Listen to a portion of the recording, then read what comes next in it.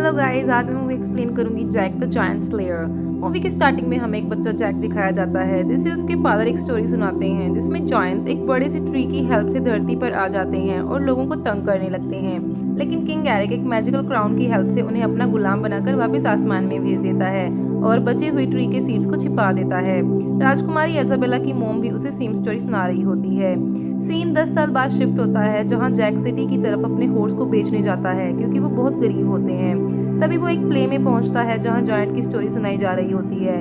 तभी उसे एक लड़की दिखाई देती है जिसे कुछ लोग तंग कर रहे होते हैं, तो वो उसे बचाने की कोशिश करता है कि तभी वहां शाही सैनिक आते हैं और लड़की को अपने साथ ले जाते हैं क्योंकि वो राजकुमारी इजाबेला ही होती है। नेक्स्ट सीन में रॉड्रिक नाम का आदमी दिखाया जाता है जिसकी शादी राजकुमारी के साथ होने वाली होती है। उसे उसका असिस्टेंट विक कहता है कि तुम्हें किंग ने बुलाया है क्योंकि राजकुमारी आज भी अकेले कहीं बाहर घूमने के लिए गई थी। रोड्रिक एक रूम में पहुंचता है जहां से एक मॉन्क बाहर निकलता है। रोड्रिक देखता है कि कमरे में सब कुछ बिखरा हुआ है और एक किताब के पन्नों में से कुछ गायब है, लेकिन एक गमले के अंदर क्राउन बिल्कुल सेफ होता है। फिर वो मॉन्क को पकड़ने का ऑर्डर देता है। सभी लोगों को चेकिंग के लिए कहा जाता है, लेकिन वो मॉन्क डर जाता है और उसे तभी जैक घोड़ा बेचते हुए दिखाई देता है और उसे कहता है कि मेरे पास इस टाइम सिक्के नहीं है, वो मेरे प्रेयर रूम में है। जैक उस मॉन्क को ईमानदार समझकर उसे घोड़ा बेच देता है, लेकिन बदले में कुछ मांगता है। मॉन्क उसे कुछ बीज देता है और कहता है कि ये बहुत अनमोल है और इन्हें मेरे मॉन्क पीटर को देना है और उन्हें बताना कि मॉन्क एबेल ने इन्हें भेजा है और फिर तुम्हें तुम्हारे पैसे मिल जाएंगे। और कहता है कि ये बहुत ताकतवर बीज है, कुछ भी हो जाए मगर इन्हें फेंकना मत, और वहां से चला जाता है। तभी सिपाही मॉन्क को देख लेते हैं और उसे पकड़ लेते हैं।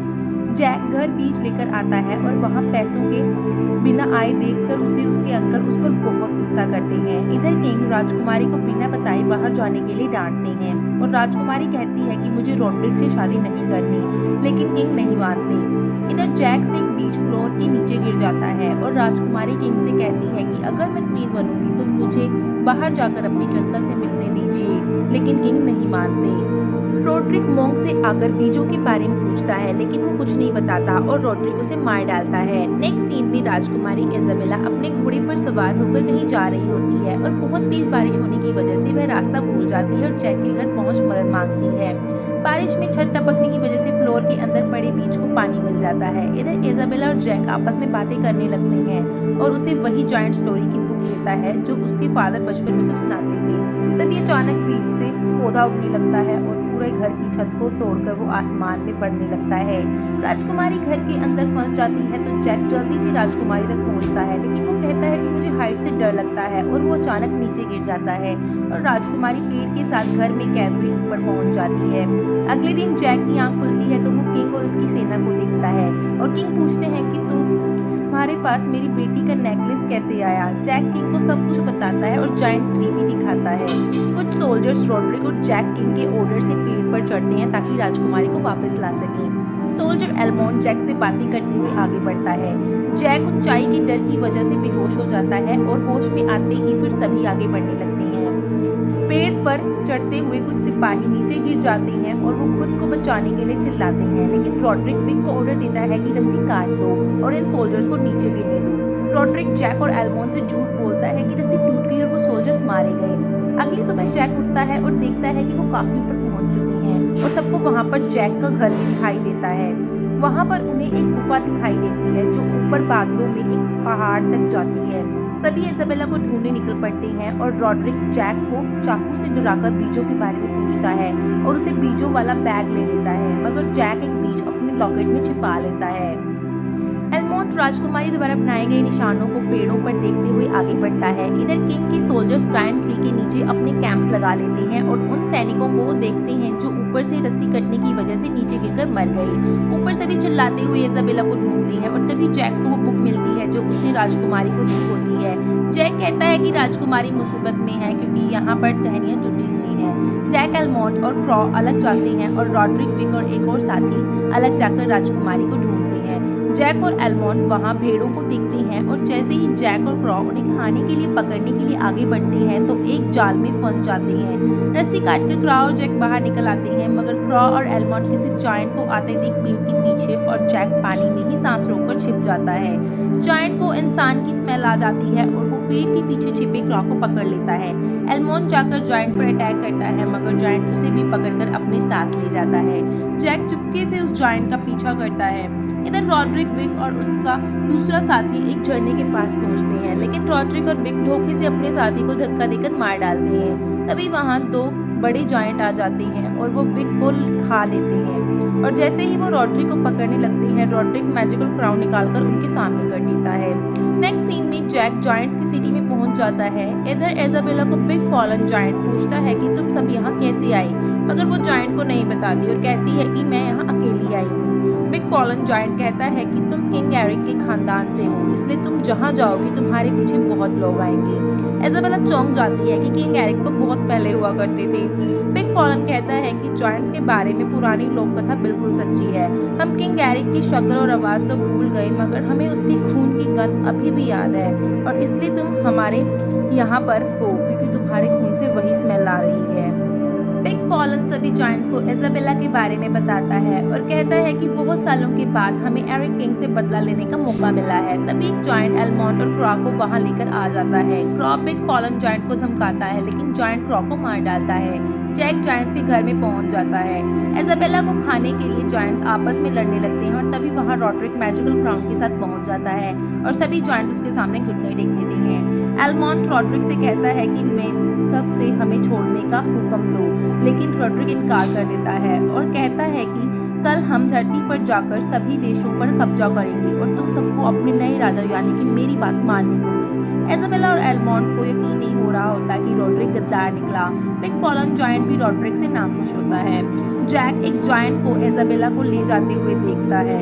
जॉइंट एलमोंड के एक रोल में लपेट कर खाना बनाने की तैयारी करता है। तभी वहां चुपके से जैक आकर एलमोंड और इजाबेला की हेल्प करता है, मगर तभी जॉइंट आ जाता है और एलमोंड को भट्टी में डाल देता है। जैक एक रस्सी की हेल्प से ऊपर पहुंचता है और जैसे ही जॉइंट राजकुमारी को काटने वाला होता है, जैक राजकुमारी को बचाने के लिए चाकू से उस पर अटैक कर देता है। इधर एलमोंड भी भट्टी से बाहर निकल आता है और जैक जॉइंट को मारने में सफल हो जाता है। नेक्स्ट सीन में किंग सेनापति एंटिन से जॉइंट ट्री को काटने के बारे में पूछते हैं, क्योंकि उन्हें भी लगता है कि जॉइंट्स ऊपर से नीचे आकर तबाही मचा सकते हैं।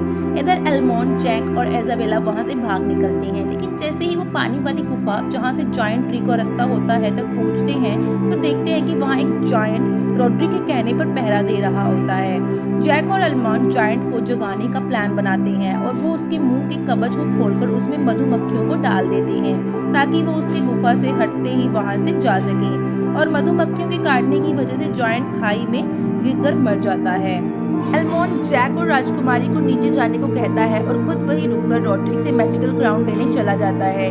नीचे सभी प्रेयर कर रहे होते हैं और तभी जॉइंट ऊपर से नीचे गिरता है और यह सब देख किंग जॉइंट ट्री को काटने का ऑर्डर देता है, क्योंकि वो नहीं चाहते कि जॉइंट्स ऊपर से नीचे आकर लोगों को मारें। सभी सोल्जर्स जॉइंट ट्री को काटने की पूरी कोशिश करते हैं। इधर एलमोंड देखता है कि सभी जॉइंट्स पानी वाली गुफा तक रॉड्रिक के साथ पहुंच चुकी हैं और तभी एलमोंड रॉड्रिक पर हमला कर देता है और उसे पानी के खड्डे के अंदर गिरा देता है। बिग फॉलन और बाकी जायंट्स यह देख काफी खुश हो जाते हैं, क्योंकि वो भी रॉड्रिक की गुलामी नहीं करना चाहते।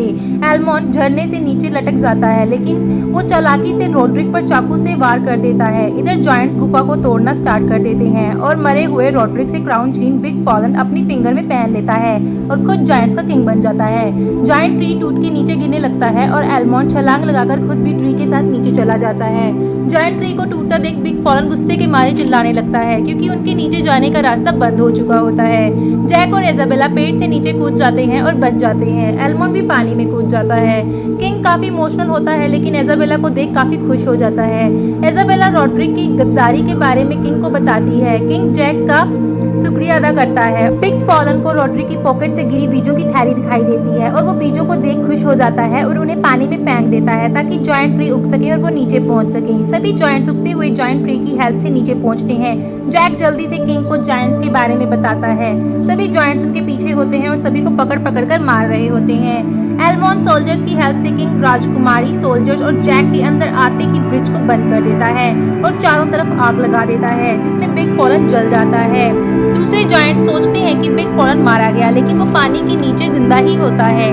जायंट हुक्स की मदद से ब्रिज डोर को ओपन करने की कोशिश करते हैं। किंग के ऑर्डर से जैक और राजकुमारी एक टावर तक पहुंचने के लिए निकल पड़ते हैं ताकि वो दूसरे राज्यों को अलर्ट कर उनकी हेल्प ले सकें। राजकुमारी और जैक देखते हैं कि बिग फॉलन जमीन तोड़कर अंदर आ चुका है और इधर जायंट्स पेड़ों में आग लगाकर सोल्जर्स पर फेंक रहे होते हैं, लेकिन सोल्जर्स भी तीरों से काफी सारे जायंट्स को मार रहे होते हैं। इधर बिग फॉलन राजकुमारी को ढूंढता है जो जैक के साथ छिपी होती है और बिग फॉलन को वो मिल जाती है। जैक राजकुमारी को बचाने की कोशिश करता है मगर बिग फॉलन उसे ही खाने लगता है कि तभी जैक बिग फॉलन के मुंह में जायंट ट्री का बीज डाल देता है और उसके अंदर पेड़ उगने की वजह से वो मारा जाता है। जायंट्स ब्रिज डोर खोलने में कामयाब हो जाते हैं और वो महल में घुस आते हैं। तभी वो देखते हैं कि महल में जायंट ट्री उगाया है और सभी जायंट्स अपने घुटने टेक देते हैं।